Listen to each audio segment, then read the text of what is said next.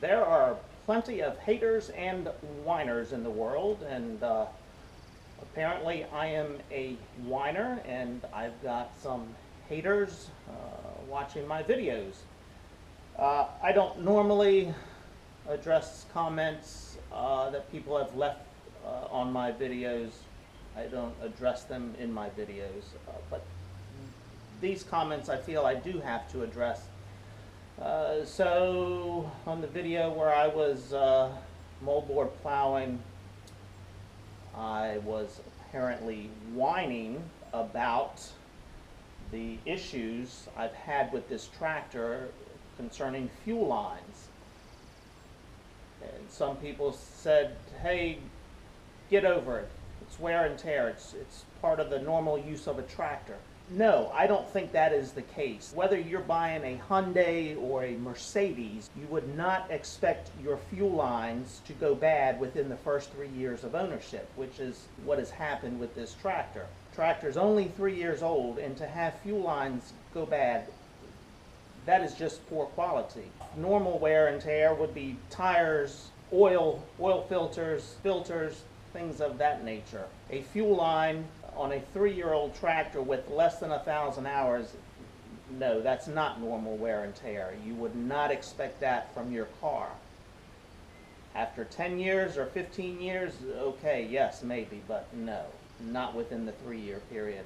They could have used steel lines, a different type of rubber. I even had one person make a comment. He or she was not being a hater, I don't think. Just made a comment about, well, maybe it's because you use your tractor in the wintertime, and that could be the reason for the fuel lines going bad. That should have nothing to do with it. That's like saying your car that you bought is only a summertime car, and if you have drove it during the wintertime, then yes, you can expect problems to occur with it. No, we buy equipment expecting better quality out of it. At least I do. Maybe some of you guys don't. But anyhow, so I'm the whiner, and I have haters, and that's okay. That's what we get when we put our stuff out there on social media. So anyhow, for those of you hating, stop watching the video right now, because I'm going to whine a little bit more as I repair the fuel lines on this tractor now. All right, let's see.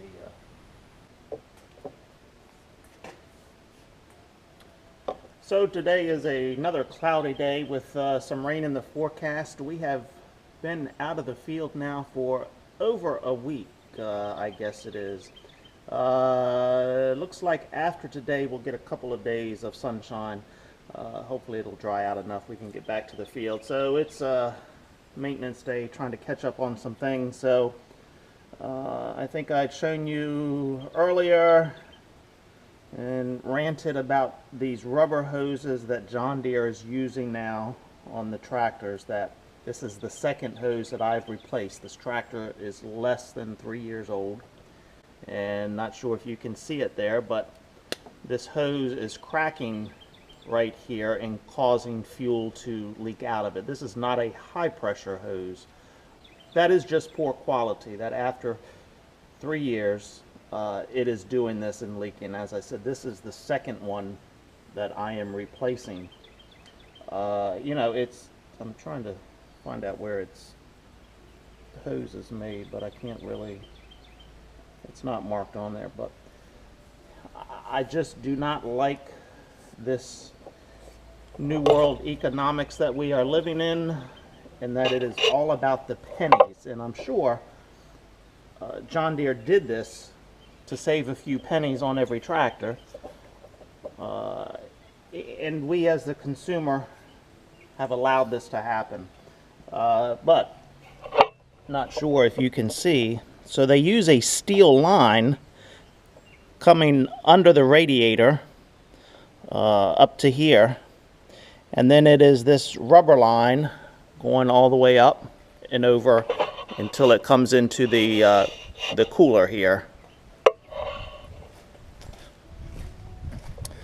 But over on this side, it's the rubber lines before it hits the steel line.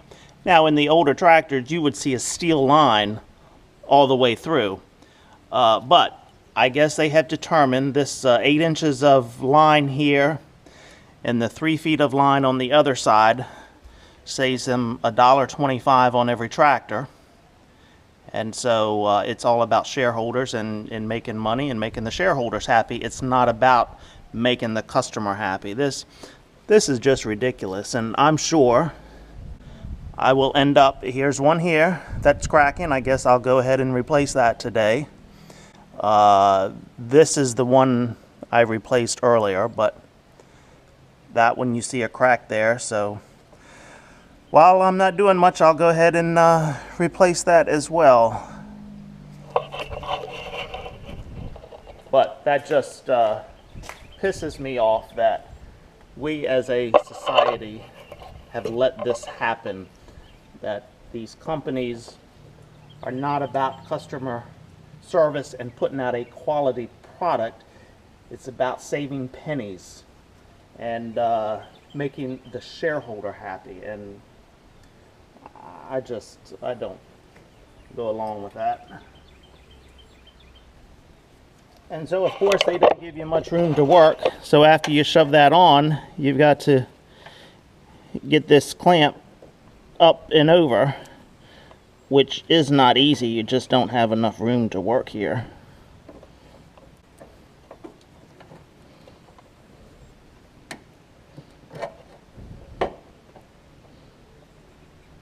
All right, that's on there.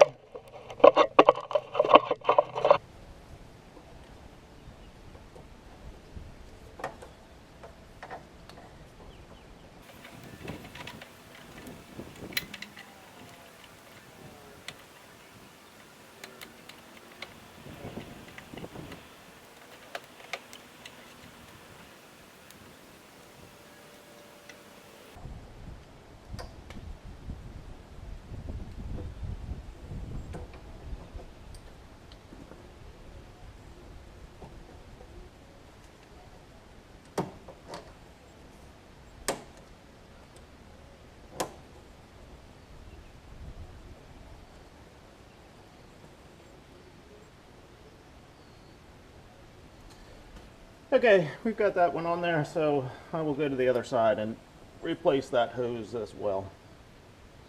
Stay tuned.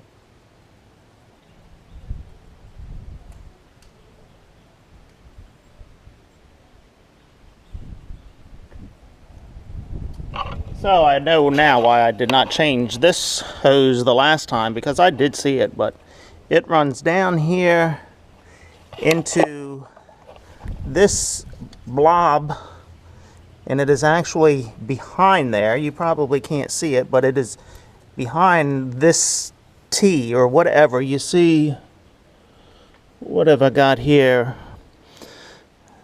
And here's this hose here is cracking, which runs up behind here. You see some more cracking here, and that runs behind there. That's about 8 inches. And that's another booger to get to. This one here is going to be a man. Okay, so we've got to spend a little bit of time here fixing this. This is just ridiculous.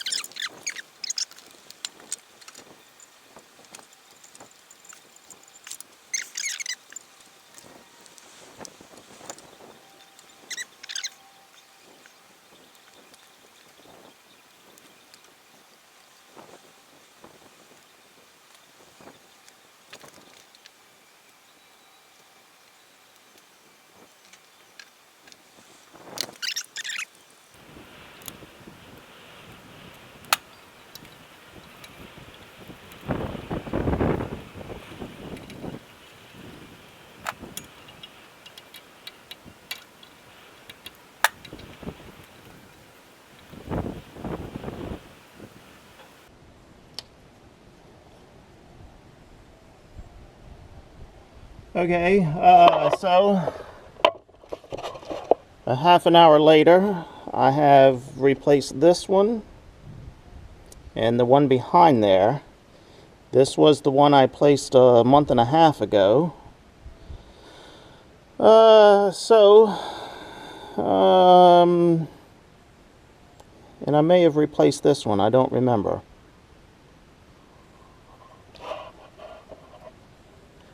At the moment, the others look okay. I don't see any cracking. I think the main reason for the cracking is just this slight bend. This slight bend around here is putting enough pressure on that is cracking the hose. So we'll see if this quality of hose is any better. Just the standard stuff I carry at the hardware store. So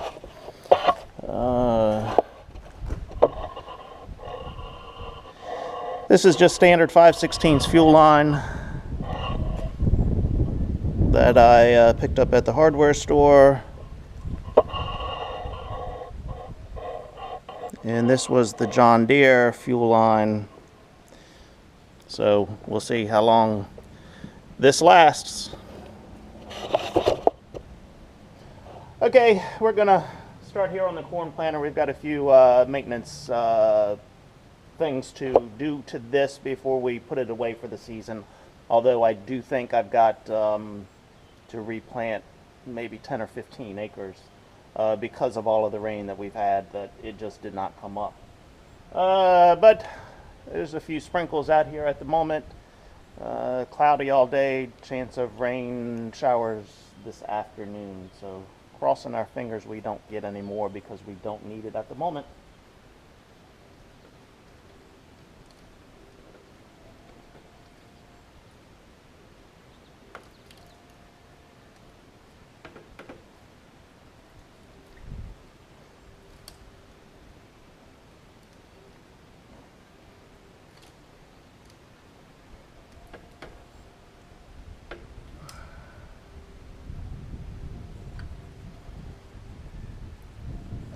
That shouldn't be that difficult. As you can see, the gloves didn't make a lot of difference. Well, there's not a lot of fuel on my hands, so I guess they helped.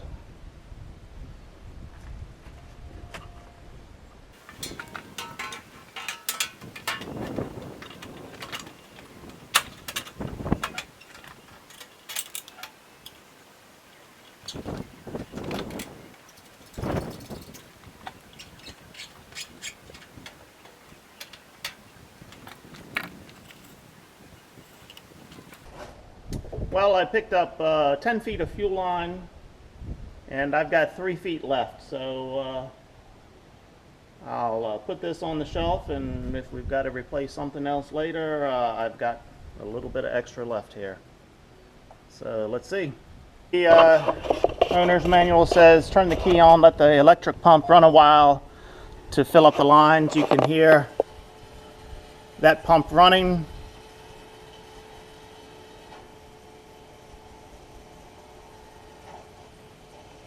So we'll give it a little bit here before we try to start it to avoid any